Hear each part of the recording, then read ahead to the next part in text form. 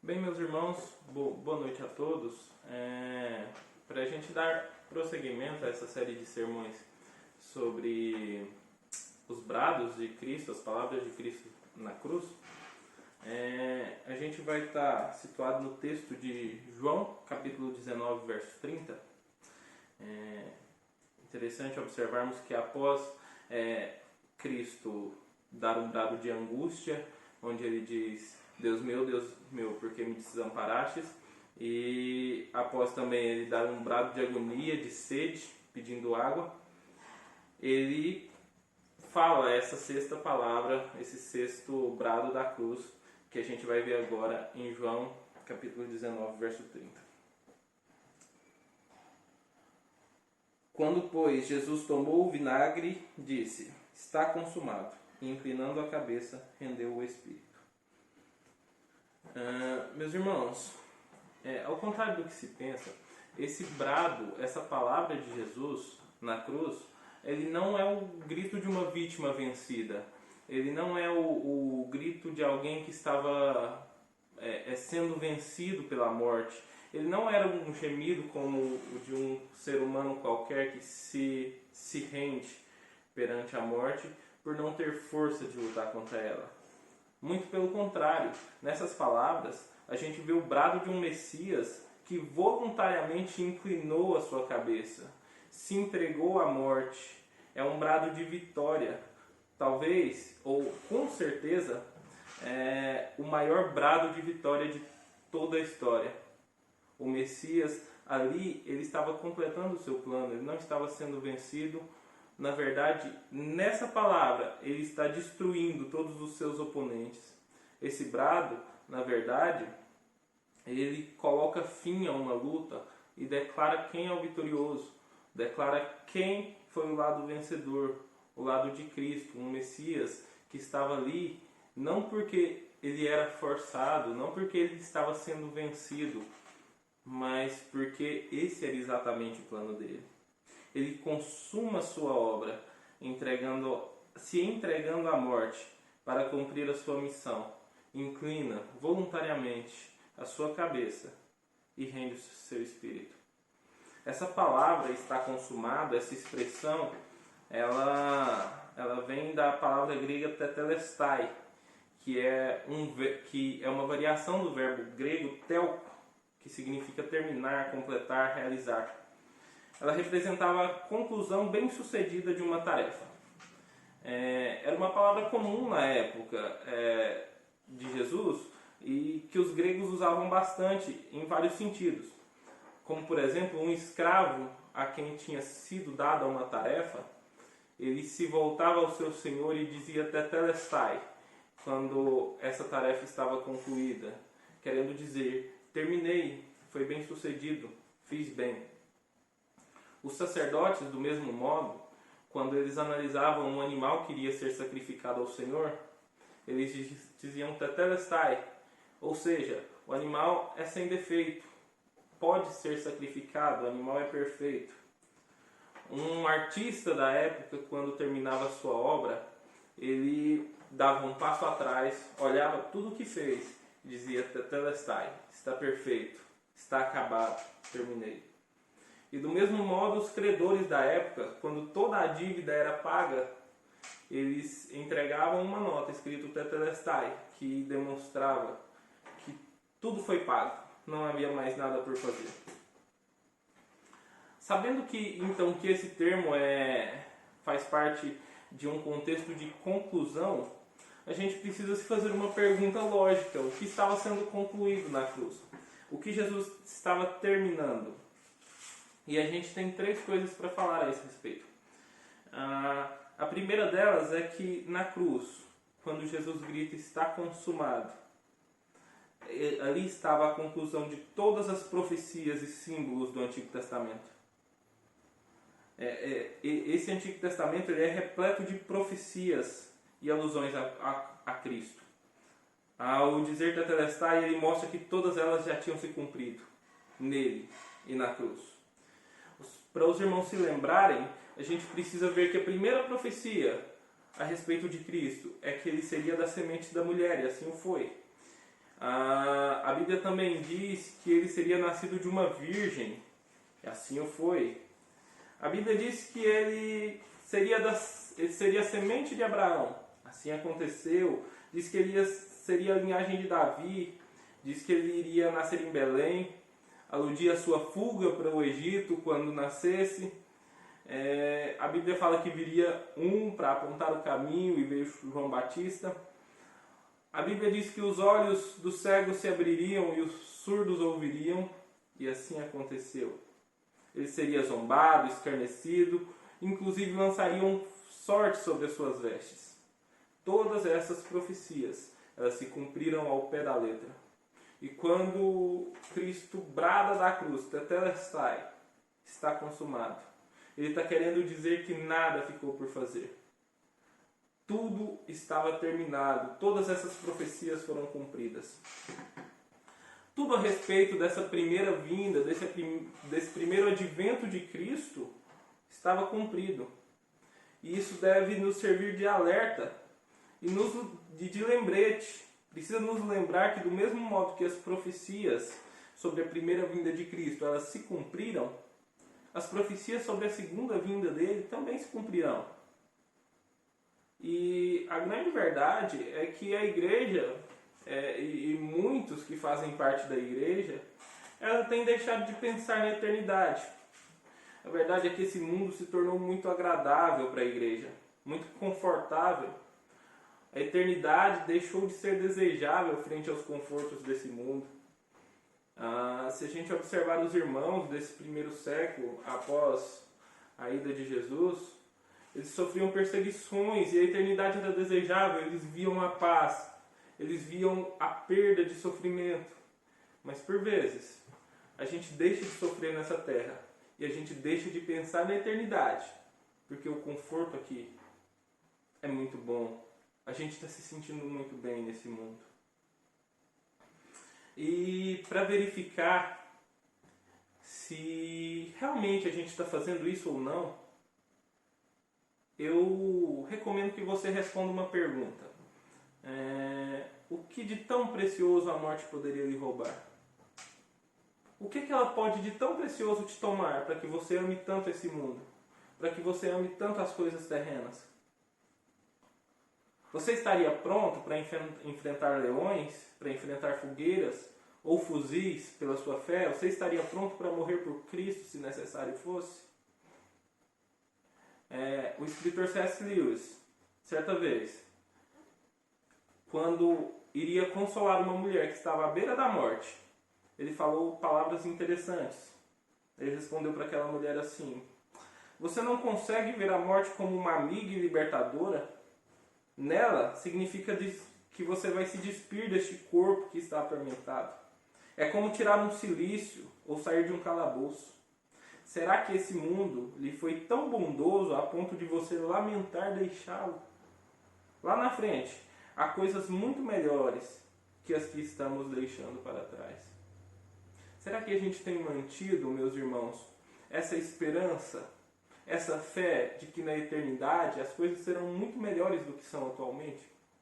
Será que nós temos mantido esse desejo por estar com Cristo na eternidade, em um mundo sem pecado e em viver eternamente com Ele? Ou será que a gente se apegou demais a essa terra? Ou será que a gente se prendeu demais às coisas desse mundo e a gente nem deseja mais? A notícia que eu tenho, ela pode ser boa para alguns e ela pode ser muito ruim para outros. O brado dado por Cristo, tetelestai, na cruz do Calvário, ele nos lembra que assim como as profecias se cumpriram sobre o primeiro advento, elas se cumprirão sobre o segundo, onde Jesus Cristo volta como rei e busca a sua igreja. A gente precisa se lembrar que nós somos de uma outra pátria e que uma vez mais a palavra tetelestai vai ser dita, e aí sim tudo estará consumado, tudo estará completado. E a gente precisa se lembrar disso a cada vez que a gente ouve esse brado de Cristo na cruz do Calvário. Uma outra coisa que se conclui, meus irmãos, com essa palavra de Cristo, é a sua humilhação e o seu sofrimento. Quando Cristo brada a sua vitória na cruz do Calvário, o seu sofrimento e a sua humilhação, eles estavam tendo um fim. E é muito importante a gente analisar e observar, com base na palavra de Deus, queridos, que o sofrimento de Jesus ele não começa na cruz do Calvário. Muito pelo contrário, o sofrimento de Jesus começa quando ele, que é Deus infinito, aceitou limitar-se a ponto de estar em um apertado útero de Maria. A humilhação de Cristo começa quando ele se põe em meio às suas criaturas. Ele se humilha a ponto de estar com a gente, seres tão pequenos. Aquele que os céus não poderiam conter, agora está limitado ao útero de uma mulher. Ele nasceu para sofrer, queridos. Ele nasceu em um estábulo, numa manjedoura, sem luxo. A cruz e o sofrimento que ela traria para ele e trazia por si só, sempre estiveram diante dele. Em Lucas 2,49, com 12 anos, Jesus disse que precisava cuidar dos negócios do seu pai. E quando ele fala desses negócios, queridos, não se engane. Ele não está falando só de milagres, ele não está falando só de curas ou de sermões. Ele está falando da dor, de completar a missão. Da dor que a cruz lhe traria, do sofrimento que a cruz lhe traria. Em João 2, capítulo 4, Jesus diz que ainda não é chegada a sua hora nas bodas de Caná, quando ele transformou água em vinho. Ele sabia o que estava por vir. Ele sabia o que esperava. Ele sabia para que ele estava nessa terra. Diante da confissão de Pedro, em Mateus 16, 21, ele fala mais uma vez que precisaria ir a Jerusalém para padecer muito. Meus queridos, a cruz sempre esteve diante de Cristo. Ele sabia exatamente o que esperava ele. Ele foi chamado de demônio, ele foi desprezado, ele foi rejeitado, ele foi ridicularizado. Ele foi condenado injustamente, traído, abandonado pelos seus discípulos. Ele foi chicoteado. Ele teve espinhos cravados na sua cabeça. Sua carne foi dilacerada. Mas pior que tudo isso, ele foi separado do Pai. Mas agora, na cruz, tudo estava acabado. Tetelestai, tudo estava consumado. Quando Cristo, ele brada essas palavras na cruz, ele não só encerra o seu sofrimento, mas ele também garante que o meu e o seu sofrimento também um dia se encerrariam. Cristo consumou o seu sofrimento para que um dia o nosso também se encerrasse. Ele bebeu até a última gota daquele cálice, da ira de Deus, para que um dia as nossas dores também tivessem um fim. E eu sei, queridos, que eu falo para pessoas que sofrem. Eu sei que a gente vive uma época de sofrimento. E eu queria dizer, com toda a convicção do mundo, que você que foi cometido com esse vírus, coronavírus, você que é pai de família e não sabe o que vai comer amanhã, por estar em tempos de quarentena, estar com o comércio todo parado, você que sofre as consequências da violência, da injustiça, eu quero te garantir, um dia Cristo sofreu para que o nosso sofrimento se encerrasse. Isso vai acabar. Isso vai acabar. Porque Cristo garantiu isso quando ele gritou do alto da cruz, Tetelestai. O nosso sofrimento vai acabar um dia. Mas acima de tudo isso, acima da importância que tem o nosso sofrimento acabar, meus queridos, eu gostaria de lembrar a você que o nosso Jesus ele foi separado do Pai para que nós nunca mais experimentássemos a sensação de estar separado desse Pai gracioso.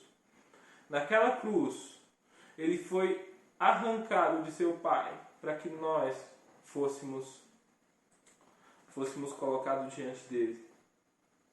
Naquela cruz, Cristo nos garantiu que nós nunca mais estaríamos longe. O véu foi rasgado, meus queridos, o caminho está livre. Na cruz, aquele brado de vitória ecoou por todo o universo e por toda a história, dando acesso a Deus, dando acesso ao Pai. E um último ponto que eu gostaria de tratar com os irmãos é que naquele brado de Cristo Jesus, quando Cristo grita da cruz Tetelestai, ele conclui a nossa salvação. Não se engane, meus queridos, na cruz nada ficou por fazer. Jesus concluiu, ele completou a nossa salvação. A justiça de Deus estava satisfeita. O preço pelo nosso pecado, pelas nossas ofensas, estava pago. A nossa salvação, naquela cruz, já era realidade, muito antes de nós existirmos. É interessante observarmos, queridos, que no Velho Testamento um sacerdote ele jamais poderia se sentar durante a execução dos seus ofícios. Por que ele não poderia se sentar? Porque isso demonstrava que o serviço jamais acabava. Aqueles sacrifícios jamais eram suficientes para expiar o pecado do povo. Mas em Hebreus, nós temos a parte gloriosa de tudo isso. Hebreus nos diz que o Filho de Deus, Jesus Cristo, veio a esse mundo, padeceu, voltou ao céu e agora está sentado à direita de Deus. Porque acabou, foi concluído. Tudo o que precisava ser feito para a nossa salvação já está feito, já está acabado. E o grande problema, meus queridos, é que por vezes a gente não confia suficientemente nesse sacrifício. A gente não confia suficientemente nos méritos de Cristo para nos salvar. Nos parece estranho que nós ganhemos algo tão precioso de graça e a gente quer conquistar o favor de Deus pelas nossas próprias forças. Por vezes a gente quer pagar a dívida que a gente tem com Deus com o nosso próprio crédito. E a gente jamais vai conseguir isso. Isso acontece, queridos, principalmente com nós, reformados, que muitas vezes proclamamos tanto uma soberania e uma graça, mas a gente às vezes vive como se elas não existissem. Às vezes a gente vive como se fosse algo só por dizer, que a Bíblia fala só por falar, que Jesus fez só por fazer. Quando buscamos, meus irmãos, adicionar os nossos próprios méritos ao sacrifício que Cristo fez na cruz, nós maculamos esse sacrifício. Nós colocamos trapos de imundície nas roupas limpas, nas vestes limpas que Ele nos deu. Nós colocamos uma nota falsa, uma nota do nosso dinheiro falso em meio à fortuna que Cristo pagou pela nossa libertação. Nós afirmamos em alta voz que não precisamos de um Salvador. Quando nós tentamos adicionar alguma coisa dos nossos méritos para a nossa salvação, nós afirmamos que não precisamos de um Salvador. Nós dizemos para Ele, eu não preciso de você, Jesus Cristo. Eu posso fazer isso sozinho. Crer no Senhor Jesus e nos seus méritos é a única exigência, queridos, para que nós sejamos salvos, para que nós sejamos libertos. Confie nisso, confie em Cristo. Não despreze o trabalho que Cristo já completou por você. Conta-se a história de um fazendeiro que ele há muito tempo tentava pregar para um carpinteiro da cidade mais próxima à sua fazenda. E ele tentava convencer aquele carpinteiro que Jesus já tinha feito tudo. Que Jesus já tinha concluído a obra dele, que estava consumado e que ele podia se achegar ao Pai por meio de Cristo sem nenhum problema. Mas aquele carpinteiro continuava a duvidar. Ele continuava a pensar que ele precisava se sacrificar. Que ele precisava se submeter a passar por muita coisa para se chegar a Deus. E um dia aquele fazendeiro encomendou um portão bonito de madeira com aquele carpinteiro. E o carpinteiro durante muito tempo trabalhou naquilo. E ao encerrar o portão, ele se entregou para o fazendeiro levou esse portão e convidou o carpinteiro para no outro dia ir lá olhar na fazenda como é que esse portão ficou, lá na fazenda, colocado nos trilhos. E quando chegou lá, quando o carpinteiro chega àquele lugar, àquela fazenda, ele vê o fazendeiro com um machado na mão, prestes a dar um talho no portão. E o carpinteiro pergunta: o que você está fazendo?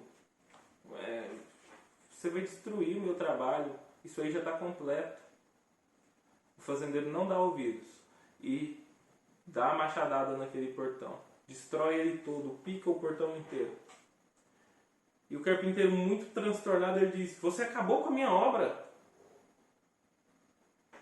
E o fazendeiro disse: é exatamente isso que você está fazendo com a obra de Cristo.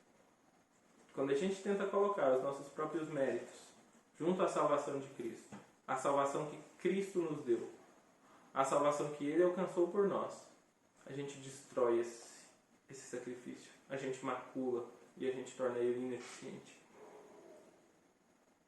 Meus queridos, e nos resta, sabendo de tudo isso, a gente se levantar e trabalhar para dizer aos homens e dizer ao mundo que está consumado, que acabou, que Cristo fez tudo.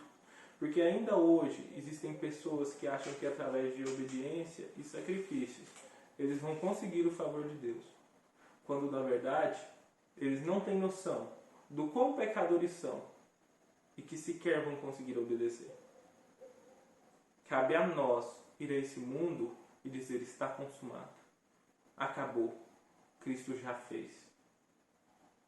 Existem religiões no mundo que para ser salvo a pessoa precisa se martirizar. É o nosso trabalho chegar até essas pessoas e dizer: está consumado. Proclame às pessoas, tantas pessoas que hoje no nosso país estão presas à teologia da prosperidade. Diga a elas que está consumado, acabou. Cristo já fez tudo o que precisava ser feito. Proclame ao mundo que acabou, que está consumado, que Cristo é suficiente. Não deixe que homens gananciosos, queridos, recosturem o véu que Cristo rasgou. E diga a essas pessoas que está consumado. Diga a essas pessoas que Cristo é suficiente. Não deixe que ninguém se engane. Proclame o brado de vitória que Cristo deu na cruz do Calvário. Proclame o brado de vitória que Cristo bradou naquela cruz. Queridos, por fim, eu quero orar por vocês. Eu quero fazer uma oração para que essa palavra de Cristo se aplique a cada um de nós, todos os dias, que nós possamos confiar na vitória de Cristo Jesus na cruz do Calvário. Senhor Deus, estamos diante da Tua presença, Pai, para pedir que o Senhor abençoe a cada um dos que estão ouvindo essa mensagem, dos que estão ouvindo essa palavra. Pai, nós te louvamos porque um dia na cruz do Calvário o Senhor consumou toda a sua obra. O Senhor terminou, o Senhor concluiu a nossa salvação. O Senhor nos garantiu que os nossos sofrimentos um dia cessarão. Senhor, eu te louvo porque o Senhor é Deus. E sei que o Senhor cuida e guia cada um. Pai, abençoe e nos leve a proclamar essas verdades ao mundo. Que essas pessoas, Pai, possam conhecer o brado que Cristo deu na cruz do Calvário. Que essas pessoas possam saber que a obra de Cristo é mais que suficiente para a nossa salvação e para tudo que nós precisamos. Que nós possamos sempre nos lembrar, Pai, que nós não somos cidadãos dessa terra, que nós estamos caminhando para uma outra pátria. Senhor, E o que eu peço, acima de tudo, é que o Senhor guie o nosso barco existencial, até que cheguemos, Pai, ao porto eternal. Senhor, nós te louvamos e agradecemos por tudo que o Senhor tem feito por nós. Amém.